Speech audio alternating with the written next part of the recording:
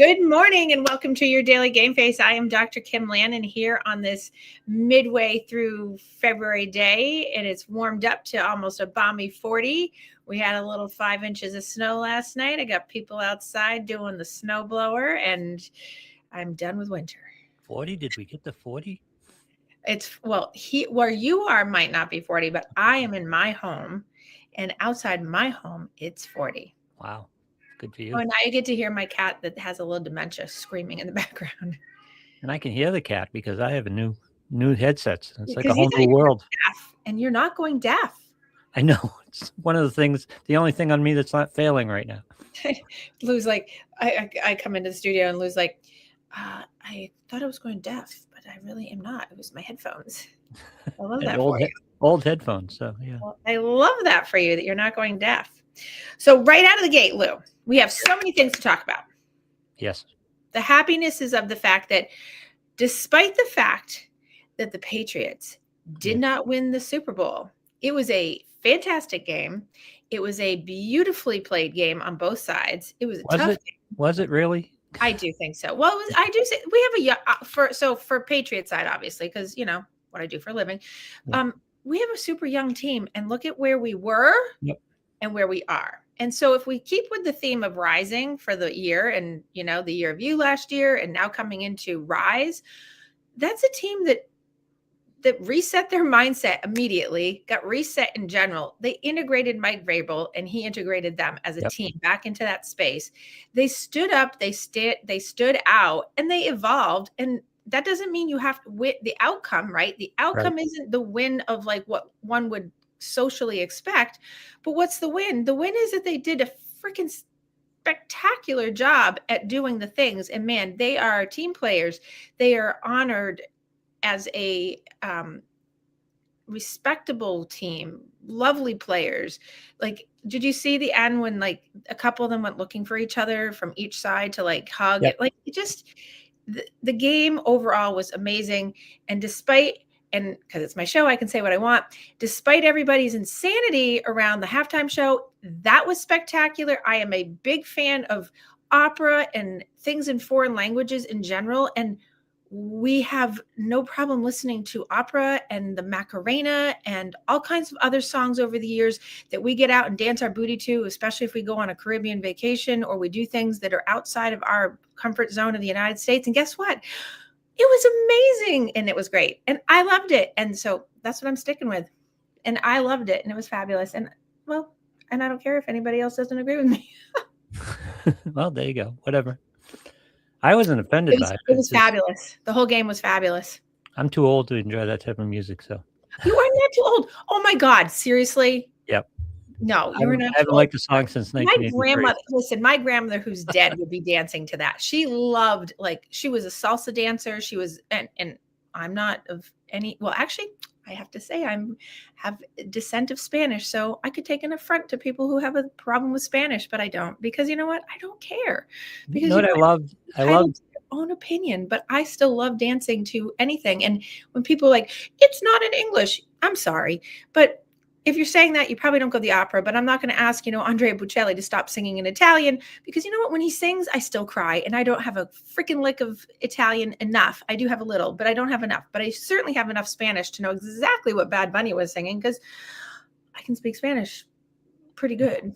Nice. And so it was fabulous. So I was very inspired. I thought it was lovely. I loved Drake May's last quarter and a half. I love how the kid bounced back. Because he has turtle. He had a really bad first half, and I think he was nervous. Well, but he came back. Well, so I think he was nervous. He's young, obviously, but I also saw the glimmer, and not even to compare, but I will. But it's a loose comparison. You know how Tom Brady would always rally at the end? You could tell when Mike Vrabel talked to him. There was a moment where Mike Vrabel went over and did a little quick but, and then gave him a pat, and then he came back and he made a couple like amazing plays. I was like, there's what we're going to see. It's coming. It's what we're talking about. It's rise. It's resiliency. It's coming back. He didn't turtle. He didn't quit. He didn't walk off the field mentally or physically. He had a good fourth quarter. The end numbers weren't that bad. I mean, he didn't play well, but the end numbers weren't that bad. So I think so. I mean, he could have played to his ability better. That's how I'm going to say it.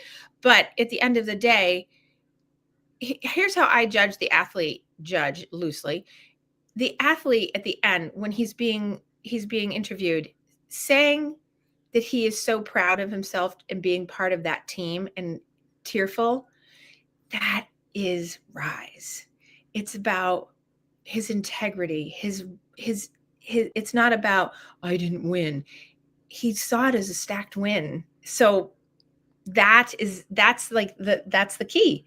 He saw it as a stacked win for himself. And I was like, yeah, there's the integrity of what we're looking for, of how to take your Rise moments and not see it as all or nothing, not seeing it he found the silver linings in everything. And it was great. Yep. And the team did too. You don't hear, like usually after, like before the last 2 years, right? When we'd have press conferences and people were talking about how blah, blah, blah, and terrible and awful. Like, oh my God, nope, nothing like that coming out this year. It's like they came home to a big greeting, like, and everyone's just kind of on to the next year. Like, it's like, it's got that flavor of the Bill Belichick, but yet Mike Vrabel, like, because he's made them such a solid family again. Yes. That it's like, we're gone to the next. Yep. So I'm psyched for the new season already. I'm like, oh, it's February and we're freezing and we've got to wait till August. Well, we got baseball first. Let's enjoy some baseball. I know, but there's some people that are not baseball fans. I understand, but nonetheless, here we are. So the other side of that is I had 4 awesome winners to the Super Bowl squares. So I gave out I gave out $2,500 out of the $10,000 I raised. So and the big end final quarter winner was Jen Syria, who I ran with in the marathon a few years back. And she's always a supporter. She's always out there on the course giving me my frozen oranges and my weird food items that I need. She shows up. She's even come back from Hawaii to give me these things on the course. So she won the $1,000. Nice. And then it was 400, 500, 600, then 1,000. So then we had Laura Costa won the first one. And then I can't remember which order it was, but it was Laura Costa. And then it was Ryan Adario won the next one. And I'm trying to give kudos to, and then Brett Pollock won, and then Jen Syria. So great, all awesome supporters, and thank you for those of you who gave back to my charity from your winnings. Some people took them and gave back part, and I'm thankful, because not expected but always encouraged, right? Because the money comes out of it to go back into it. So it's awesome. I'm still $2,500 now short of goal. So, and I'm getting ready to do my my gala. I'm preparing that. So that's coming at the end of March. So stay tuned, because it's open to the public, and I'm getting the arrangements all set up today for when the date and time is. So that will be announced, but that will be like a fun thing where we have entertainment and prizes and blah, blah, blah, blah. So, it will be fun. So, but I am encouraging people in the meantime, please go to my link and, give $25, give $50, give anything that you can, or give me $2,500. I'm still going to keep going. I mean, that would be helpful, or, $100, whatever you can give, $5. I don't care. I just need to get there. I have 69 days till the marathon, and help. Oh, and on top of it, over the weekend, I broke my toe. Oh God. That's going to cut into your training, isn't it? It did. It killed my training over the weekend. I smacked it hard, and yep, I've got it all bound up because I broke my toe. Was it because of a cat? Nope. I kicked a weight bench, a metal weight bench, with my third toe on my left foot. Oh God. Yeah. And I was like, there was a lot of swearing. And a lot of hopping. There was a lot of swearing. There was hopping to fall to the floor because it was that delayed thing. And then it was like, so, but that's okay. Adversity. And immediately I was like, oh my God, it's going to kill my running. I was like, here we go. There's always something. At least I raise money. But we rise above it. And this is the other plea for my begging. So I have 16 people on my team, and I don't know how this happened. I've never, in all the years I've done my running for 12 years and done all the fundraising and raised over hundreds of thousands of dollars for charities. My team this year, I'd say 60% of it, all of a sudden, I think that they're all together in something. I don't know them very well because they're a new team. I'm like the senior member of the team. That woman that had the $25,000 donation, good power to her. So I was like, okay, so I'm racing against time to because I'm competitive. 6 people last week all of a sudden went from $0 to $15,000, one donation. Wow. I'm like, well, there we go. And meanwhile, the rest of us are piecemealing it together. Good so Lord. That's adversity. That's rising because the rest of us are hauling ass to get. This is what most people do. We don't get to have someone just donate. Yeah, that's what you need. A big corporate donor. I would love a corporate donor or someone that just wants to dump more money. And no, it's tax write-off, like yep. tax write-off. So people keep asking me this past week, they're like, why don't you just give to it? And I'm like, no, I already give. No, I give enough. Yep. I give.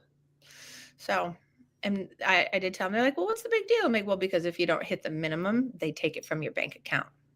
Oh God. All right. So, but I'll get there. It's just, yep. All these things. I'll be worried about it if I don't get there in the next month, but. How many days to the marathon now? 69. 69. Yeah. 69. Hopefully you're not running in snow. I know, right? Remember 2015? We were talking about yesterday. 2015, yep. It started snowing on my birthday, and every Saturday, it was a Saturday, every Saturday for 8 weeks in a row, right up until the marathon, we were having a foot or more of snow. And I remember running on the carriage road. If no one ever has been to Boston and knows what the whole Heartbreak Hill 6 miles looks like, it's a carriage road that goes up the side of it that you can practice and train on. And there were 8-foot piles of snow, and they were like that all the way up until the marathon. We have pictures from that year, from 15, just the amount of snow. And I'm like, oh my God. If I'm not mistaken, 2015, it didn't start till the end of January. January 27th. January 27th. I know that. So anyway, the other thing that I'm going to start promoting, just so that people know, is I'm getting ready to have a retreat, and I'm hosting a retreat. I'm not going to retreat. I'm hosting a retreat. I'm putting on a retreat that's coming at the end of May. So I'm giving a little teaser out there that I will be putting out something for people. It's a Friday to a Sunday. It will be up in New Hampshire at a beautiful inn. It's going to be a refresh retreat, soul fulfilled, weekend of really reconnecting yourself to your interpersonal, I'm trying to think of the right words, the interpersonal, internal soul place that you need to be for peace and have your peace bubble. And it's for Rise. So I will be bringing more information about that as we go. I have a lot of things in line here, so they're coming. This is out of the year of me turning it into all the things that I manifested last year coming to fruition this year. Don't be all speechful, Lou. No, we're getting contact from me. So you're getting what? Getting a little echo from me. Oh, I do not hear an echo. So or I'm hearing it. Oh, does that mean you're going to speak less? Who knows? Okay. So anyway, so now back into our topic from last week. We did get a little off, but I have to finish this topic because, of course, it's on topic, but it's just a little sidebar. So we're talking about being outgrowing your colleagues, your friends, your family, your relationships, right? And how when you're growing and changing and rising, it can really cause havoc sometimes in people around you. So the more I have been thinking about it, because this is also my prelude to the book I'm writing, because this is part of my manifestation this year of Rise for me.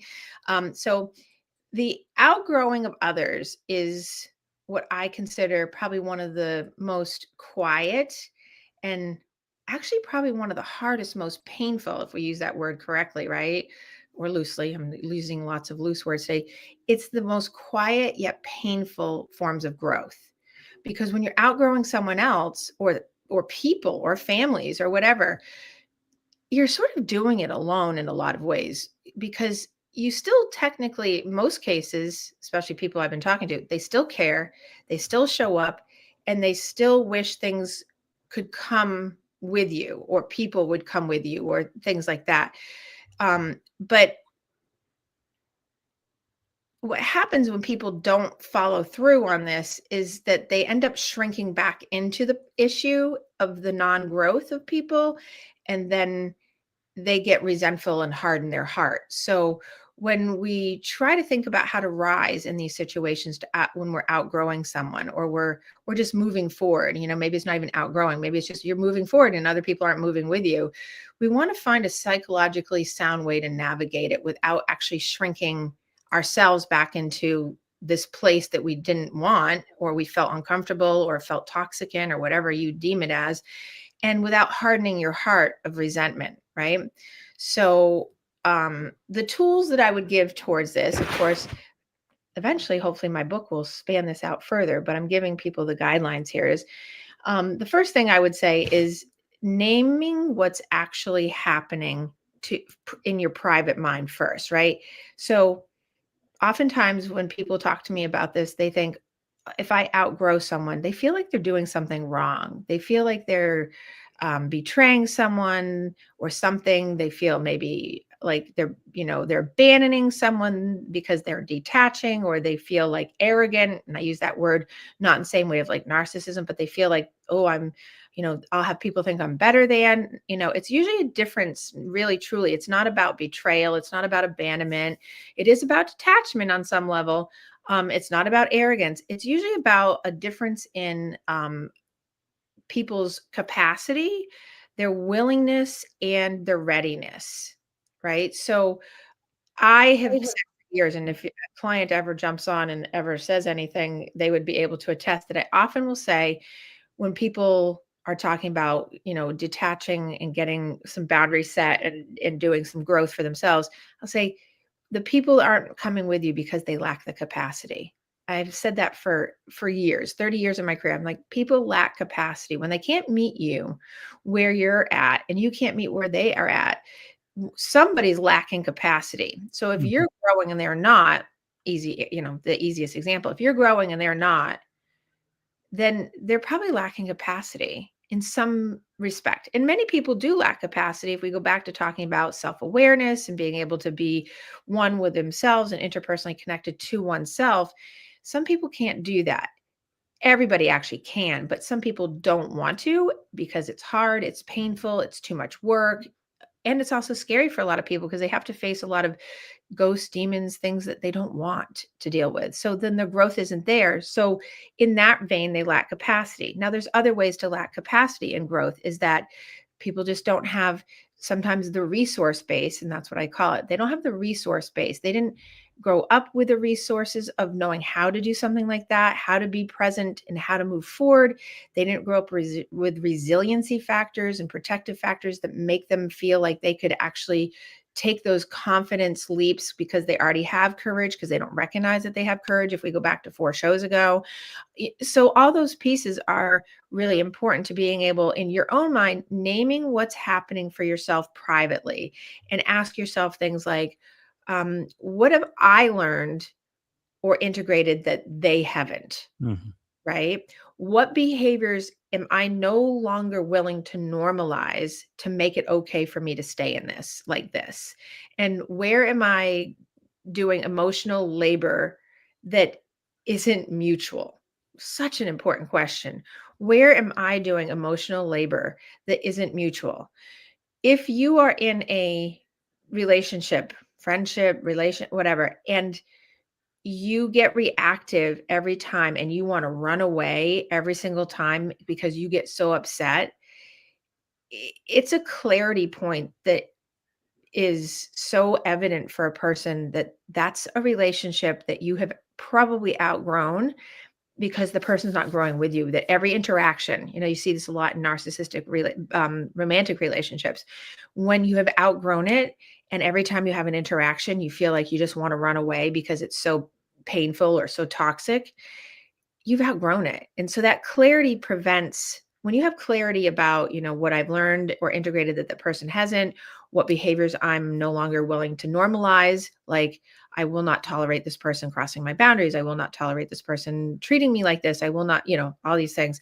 And what you're doing is emotional labor that's not mutual. Like you're doing more, if you're doing more work than the other person, just like in therapy, if I'm doing more work as your doctor than you're doing, we have a problem, right? It's the same kind of thing. So the clarity of understanding this, of what's actually happening in your own private peace bubble, prevents you having any kind of guilt about moving forward. Making sense? Making sense so far, yes. Okay. No comments? Again, my audio is a little iffy, so I'm Okay. trying to limit Oh my God, myself. this is so wonderful. I'm kidding, Lou. I have no swords up today, my friend. No, I understand. I'm just not used to you having comments. So, okay. But I worked hard on trying to really clarify this one, because I am trying to write this for a guide for people. And also because I really want this, because I've been talking about this for 30 years or more, but in my practice for 30 years. And I really want to bring this to people and have them understand, like, you can do this, you can rise and make it successful. The next piece of sort of moving forward, to get around the growth thing, is stop over explaining your growth. People feel compelled to have to defend what they're doing, right? When you outgrow something or someone, explaining it over and over often creates distance, not understanding. I had someone on social media the other day, and no offense, but this is the term, right? Mansplaining something to me. yeah.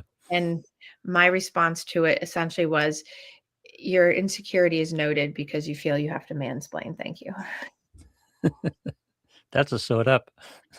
And that was it. And he never responded back. So, because it's a boundary, right? So you don't have to over explain your growth. So if you're in a growth space and you have a level, doesn't mean you're better than, but if you have a level of knowledge, understanding about your own self, it doesn't mean about anything else. But if you have a level of where you're at and you are there, you don't have to over explain anything. You just have to be you. Growth, you know, explaining that concept of explaining more to someone and trying to prove to someone that your growth is where they should be.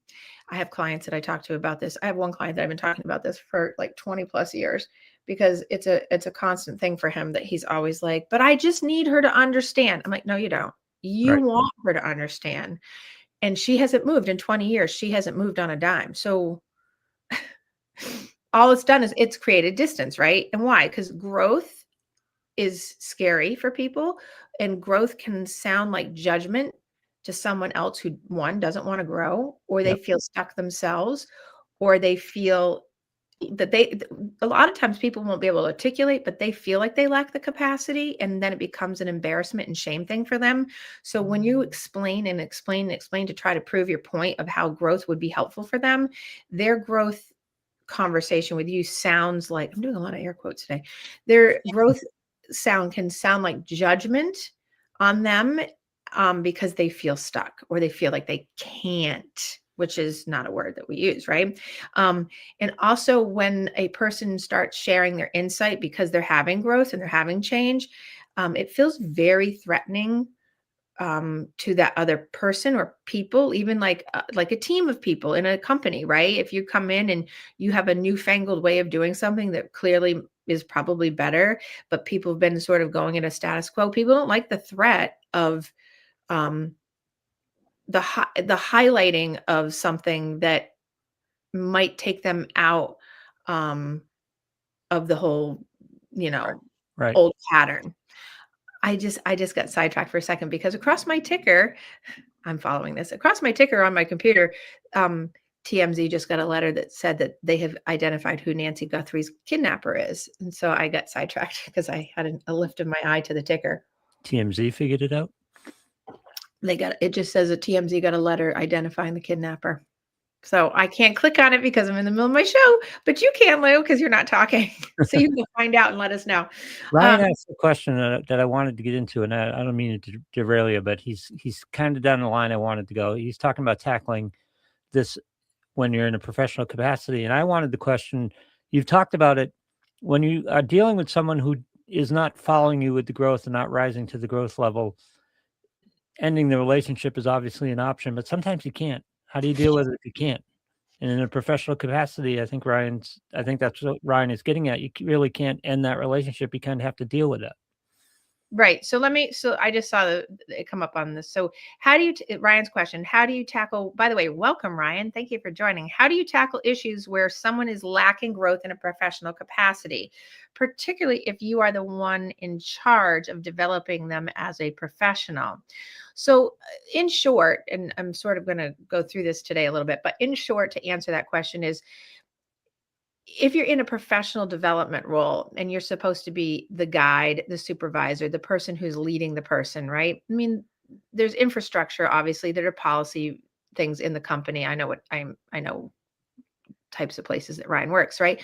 So those kinds of things. But actually, one-to-one interaction with someone that's lacking the growth is being able to have a conversation with them that's very microscopic, like we've been talking about over the past few weeks, is, hey, I want to be able to help us, get you further along down the road here in blah, blah, blah, fill in the blank, like pick something really specific. And here's what I was thinking. What do collaborate with the person? What do you think about doing it this way or trying this way? So you're not telling them like, or punitively saying you're not doing, therefore you're going to have like a merit crush on you.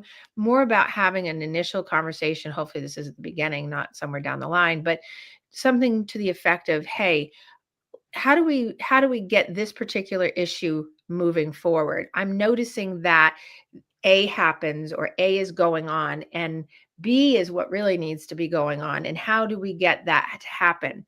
One, that actually sets up an environment where you find out whether or not the person has changed language, is willing to work with you, is willing to change, has any insight. So you have to start at the very base of that to find out before you get into corrective measures and going on forward how to do that. Once you get that sense of where they're at and you get a sense, then you can establish the next step, which would be, okay, if they're not wanting to change, or they're not willing, or they're very stuck, then you actually have to address that. If you're in that position of managerial or supervision of that person, you say, it's going to be really kind of career limiting, maybe ending, but we don't say that. It could be career limiting, Bob, in that if you aren't going to be able to do this, this is probably going to be a struggle for you, and we should really address that. Like I say in class, and Ryan, you've probably heard me say this before in life, that if you're not going to be able to grow with me, and you're not going to be able to do this, this is probably not the right thing for you. This isn't the right career path. This isn't the right place for you, because we're not going to be able to work together. I mean, that's inevitably what would come. But you can do these things that are not having to be these hard hammers down on people.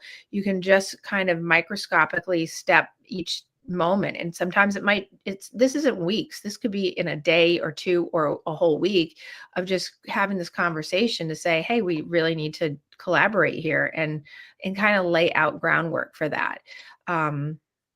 It's an ethereal answer for an ethereal question, kind of, because it's a hypothetical without context. So that's my easiest answer without any context specifically. But it's an advantage to have that predefined role as being a teacher or a manager or a leader. Mm-hmm. And it's also having that predefined experience, because that gives you the advantage. That gives you, I want to say the upper hand, but that's the wrong term. That gives you the ability to have those conversations, hopefully without them being too insulted, because you have more experience and you have that role of developing them. Doesn't Right. always happen in personal relationships. Exactly. Well, and that's where I think that when you're talking about that piece that I was saying about over explaining growth in a professional capacity, one of the things, there's three things that come to mind like quickly. Hopefully I'll just remember them because I just had them in my head. Have really short, non-circular conversations with people. Yep. Like, right? That's a key for professional development, is, shorter engagement without circular conversations. It's like much more like bounce, bounce, bounce, done, right? So it's say, done, right? And then you don't step in to rescue or fix or over function for that person. You square it out onto them, and then you have a very calm, consistent, very calm, consistent, without any debate. Here's where we're at. Here's what the expectation is. What are your thoughts? Collaborate, right? Yep. I think a big thing in management role is getting people to accept reality. In other words, yes, this is what you need to do. This right, isn't a debate. It isn't a discussion. This is what you need to do. right, exactly, And exactly. clear expectations help people develop and help them to meet those expectations. Well, when you lay out the expectations, that's fine, but it's about then how do you then articulate about how that person's not meeting those expectations in a way that's going to get them to move on it, right?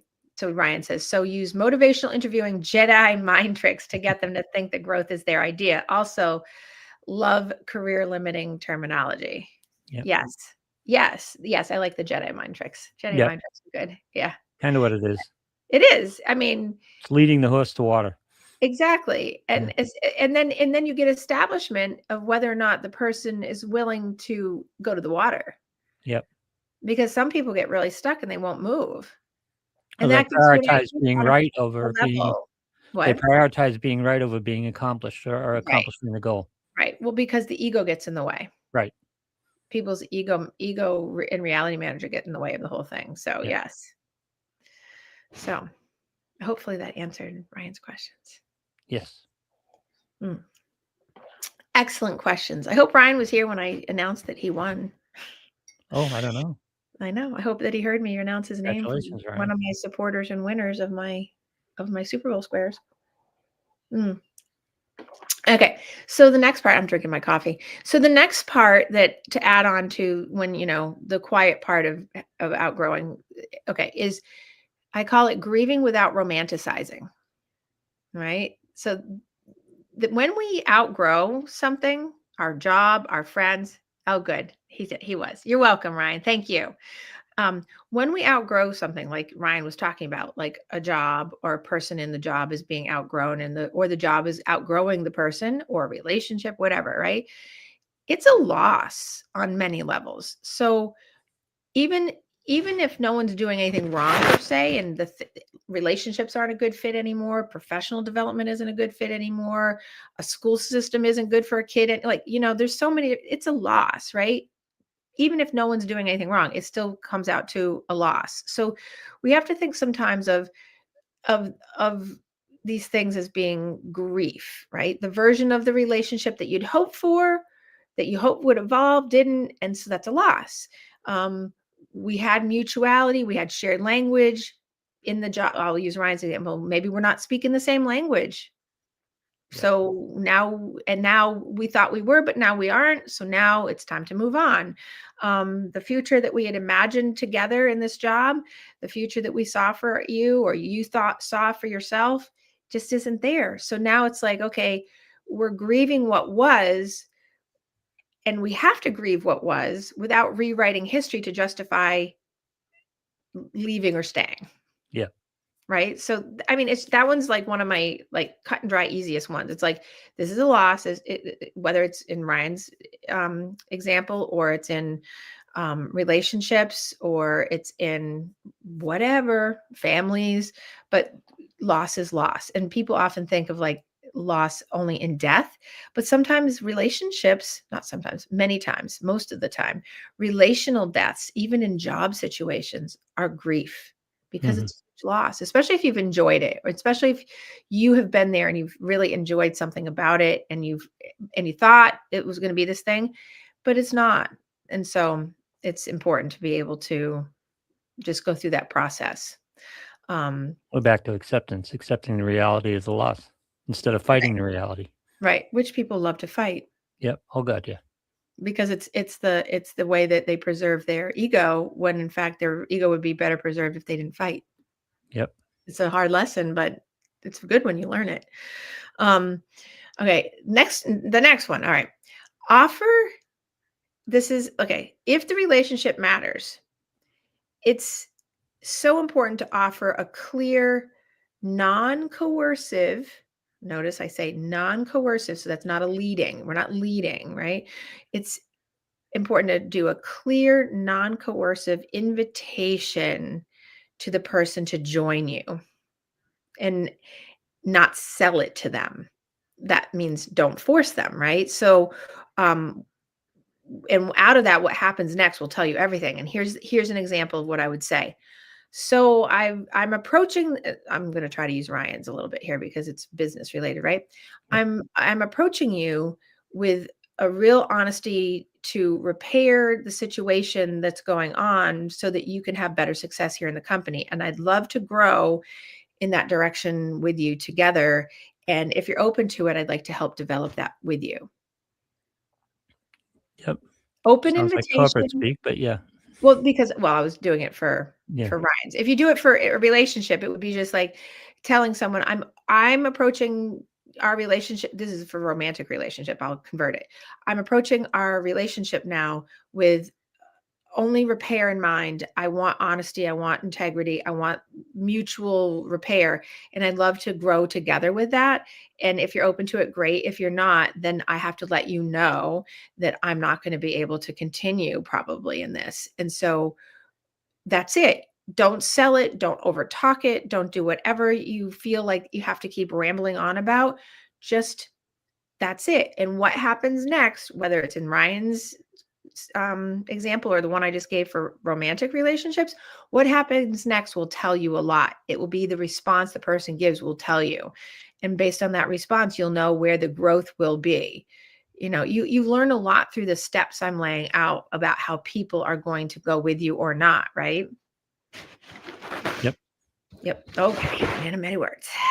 I love it. Okay. So I wanted you to get through your point before I brought up the next point.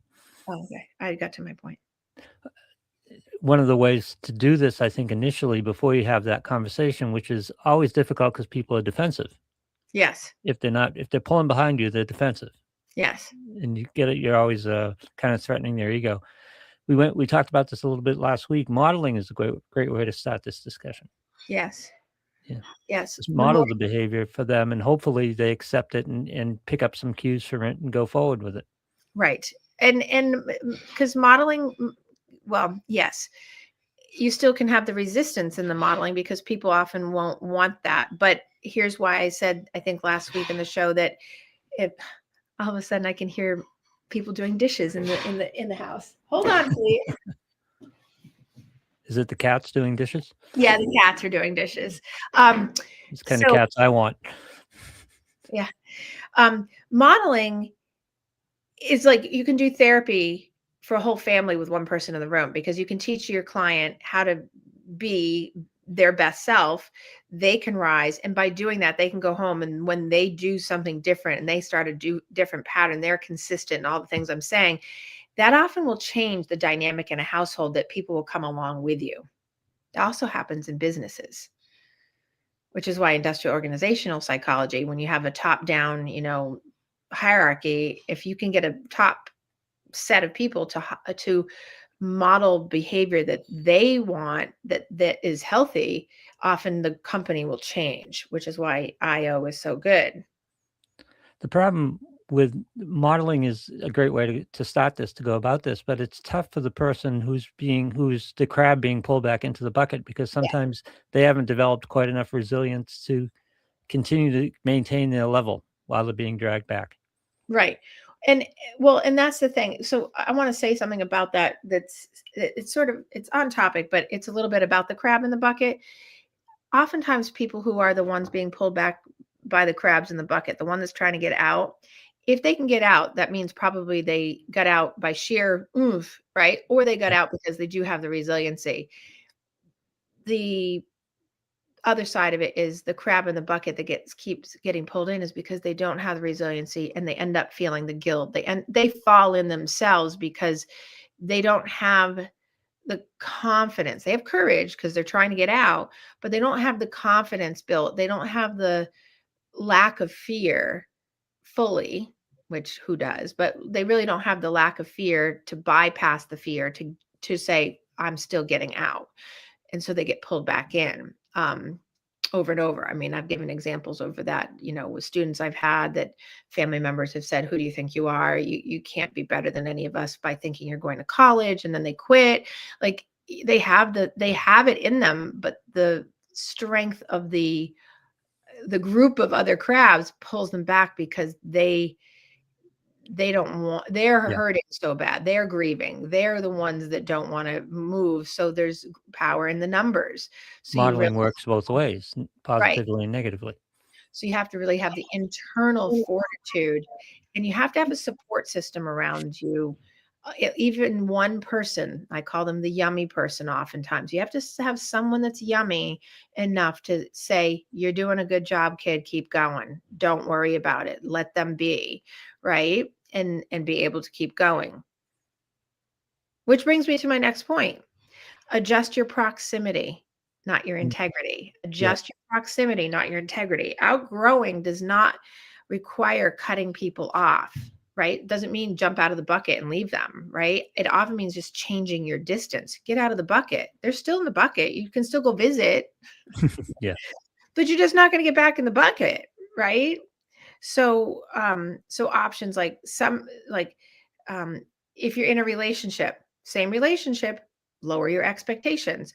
I remember years ago, a colleague was sitting with me, and we were all talking about like relationship counseling and couples and things like that. And she said, I just tell all my clients to lower their expectations. And I was like, I had a hard time with that at first and I had to ask her, I'm like, what do you mean by that? Because I mean, obviously, intellectually, I know it, because it didn't sit right with me, because I was thinking about, why would we lower our expectations? Because that means lowering your integrity or changing your integrity. But it's not. It's change your expectations. When you know the deal, change your expectations so you don't get disappointed, and take care of yourself.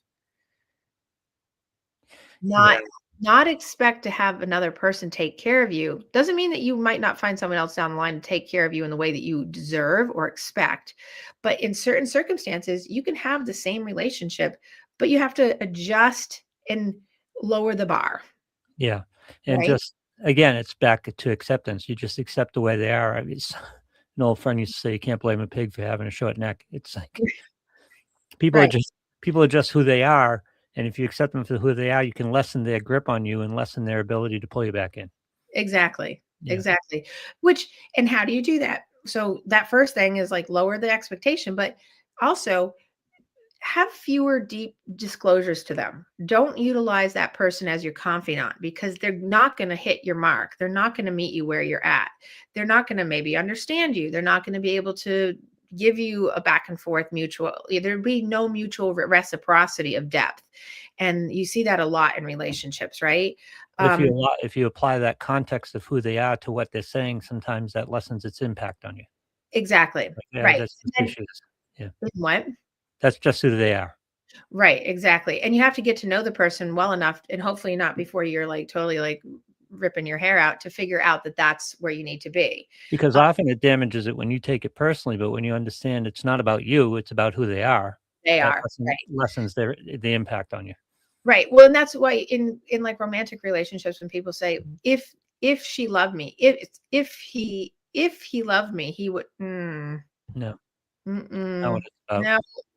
That's what I always say to my couples. I'm like, nope. If he or she loved you, doesn't mean squat. It has nothing to do with anything. But Because it's that's putting your context of love and how you behave on right. them, which doesn't always fit. Mhm. Exactly. So that's where you go into fewer deep disclosures, which becomes, I have couples tell me all the time, well, that's not satisfying. I'm like, well, that's telling you something, right? That doesn't mean, I always say it's much easier when you're not married to jump out of these things, right? When you're a married couple, it's a little bit different, because it becomes lonely, which is a whole nother show, right? Right.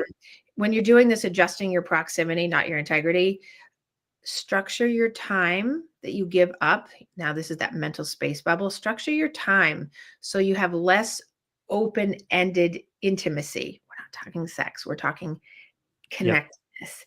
Limit it so that your open-ended time isn't going to end up blowing up because you feel so disregarded or not appreciated or whatever it is that you're feeling in it.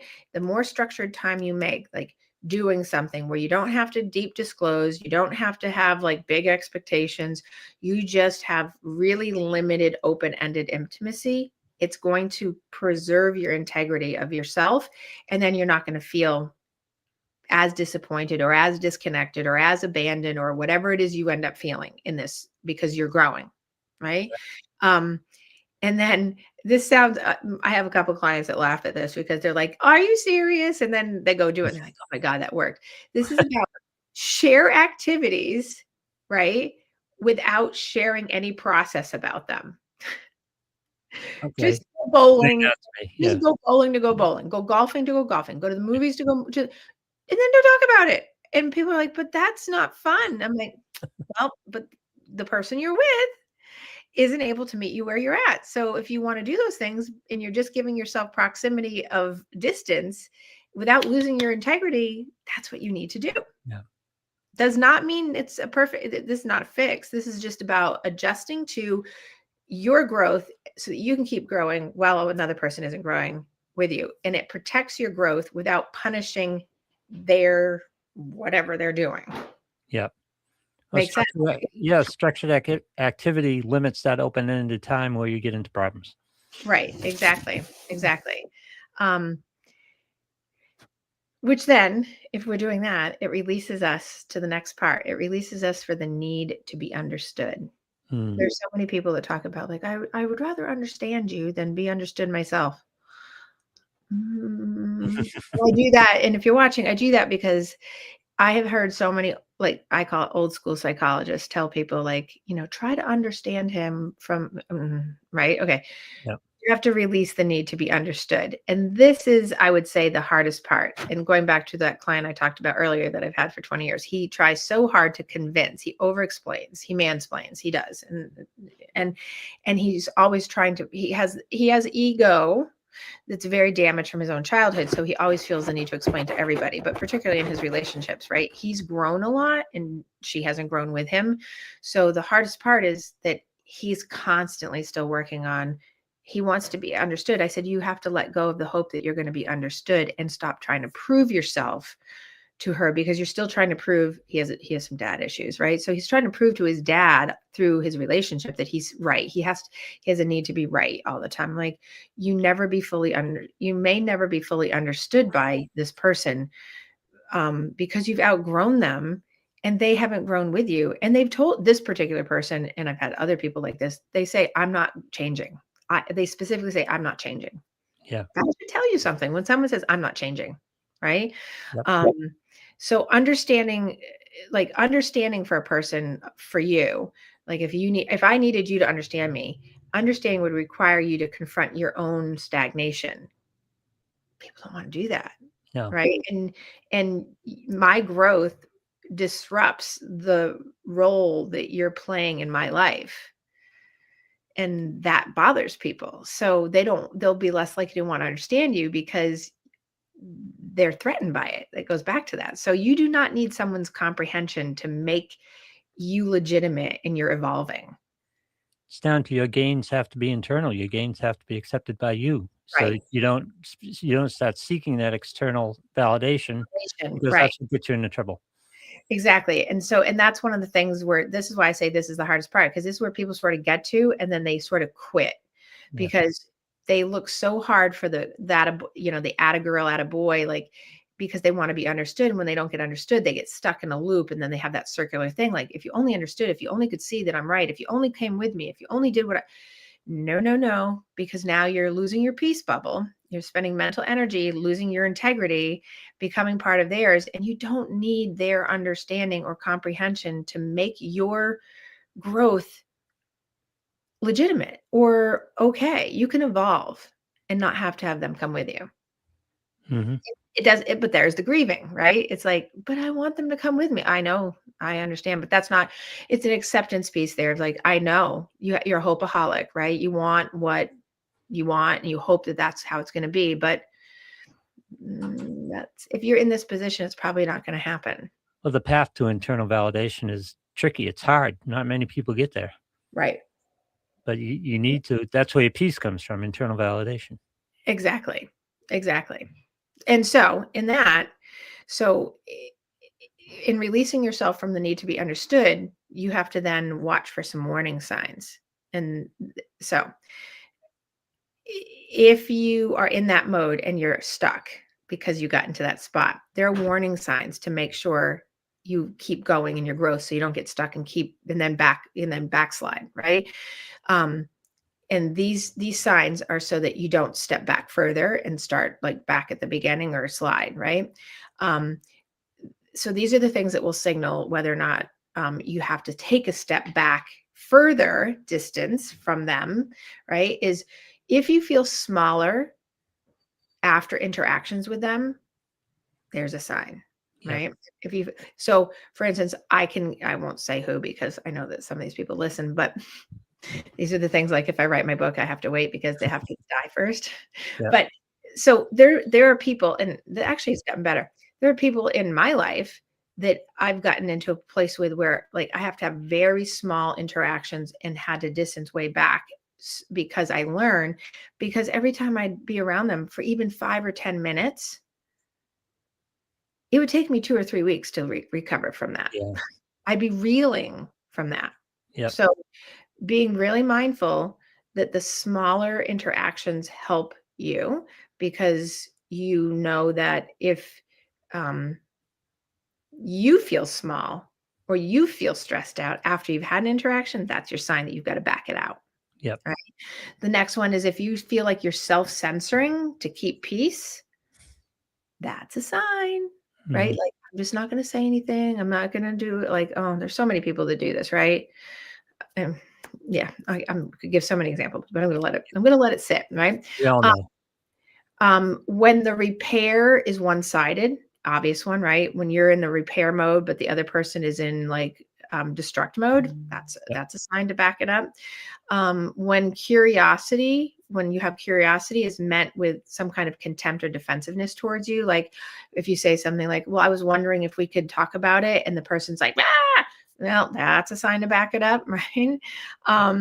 And when you set a personal boundary, like I'm not allowing you to do this anymore, I'm not allowing you to talk to me like that, or I'm not allowing whatever, when you set a boundary and then it gets framed, and I say it framed as, you know, something like you're being cold or you've changed or you're not being nice, Yep. that's a back it up statement, right? So growth should not require you. Here's the takeaway from this. Growth for you should never require that you self-abandon.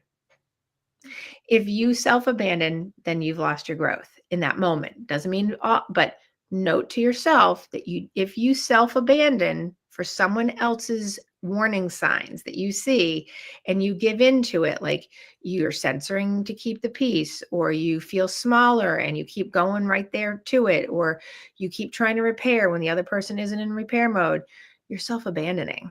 Yep. And so I tell my clients all the time that you're gaslighting yourself. They don't need to do it for you because they've taught you how to do it to yourself. Like, That's a situation that should never be. You have to give up yourself to be part of the relationship. right. And the unfortunate truth is that people do Yeah, constantly. all the time. Like this is not like a unique thing. It's like a daily thing for so many people, right? This is why I'm talking about it, right? Because they accept the fault. Again, it's lack of internal validation. No confidence in their own, in their own position and who they are. Right. So with that being said, sort of my takeaway in how I would summarize all of this is that I want people to anchor to this truth. Anchor yourselves to this truth that in your growth, you are not leaving people behind. They might say you are, but Yep. shut that ear off. You're not leaving people behind. You are refusing to leave yourself behind. I like it. You are not going to leave yourself behind, and you are not leaving people behind. Most importantly, you're not leaving yourself behind. So if someone's like, you're growing, you're leaving me. Now they're abandoning themselves. Yep. Not your problem, even though it is, and maybe in the moment, it's really not, right? As long as you're not abandoning yourself and you're not leaving yourself behind and you're not gaslighting yourself into staying into this loop, and you use some of these techniques, that will be very solid in terms of that anchored truth that you are not leaving people behind. You are refusing to leave yourself behind. Repeat. You are not leaving people behind. You are refusing to leave yourself behind. You will not abandon yourself in an effort to be with someone else or to be there for someone else. And this is what I said, I think, in the last show, and I say this to my clients, and I teach this as well, and people could attest to this because this is tried and true. Three things happen with growth with people. Some relationships will grow with you, which is rare. Yep. Some will remain meaningful from a distance and stay the same. Very common. And some end, sometimes in anger, sometimes in not, but some end and regress and go backwards. That happens a lot. Bro, right? Those are the three things I for sure know. And there's nothing you can do about that, but you have to know that those are the three options that usually happen. And I'm always hopeful, but there's a point when I tell clients that we can't be hopeaholics. We have to let go of the hope that someone can change and grow with us. All right, time to go. Oh, wow. It's time to go. I just got shut off. All right. Thanks, Lou. Sorry. All right. You guys have a fantastic week. Thank you. And I will keep going on with our rise and growth. And have a wonderful week. Thanks, Lou.